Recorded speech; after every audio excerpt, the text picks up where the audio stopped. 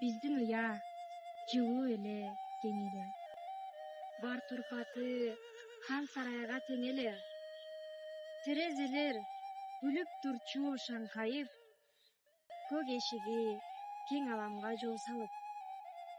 Кучак жайып, кимге болсун ачылчу, чай ичип кет деп ар кимди чакырчу. Бодур дубалдары атамдан, балдарымды үшүтпө деп атанган.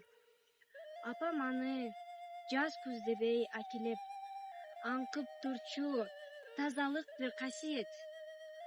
Устундары чала бучок сүрүлгөн, шыбы бизге төбөбүздөн үңүлгөн. Кар, жамгырдан калкалаймын деп турчу, атабыздын ак эмгегин жеппечү. Болу, билбейм, кантип бизге чыдачу, апам аны күндү жууп сылачу.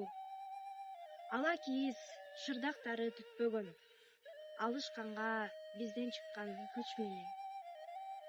Онубуз тең учканчакты уядан, оту өчпөй дайым түтүн булаган.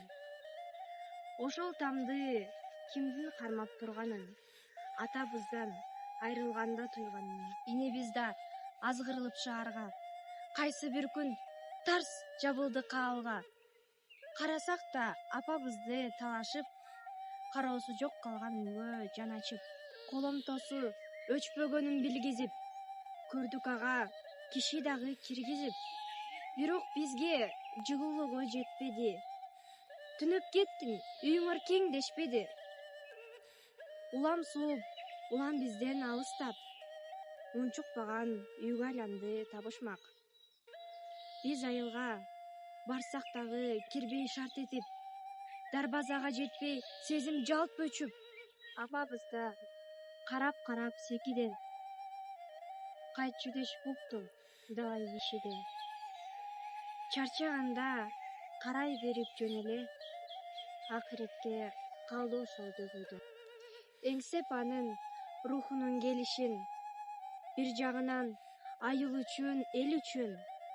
Ошол тамды бузуп туруп бир күнү, бала бакча салып салдым үлгүлүү. Апабызга Куран окуп ар жайда, барган кезде жолугабыз балдарга. Тосуп чыкса мотурайган жүз бала, апам күлүп карагансыт түз мага. Биздин уя жылуу болду, кең болду, эми накта хан сарайга тең болду.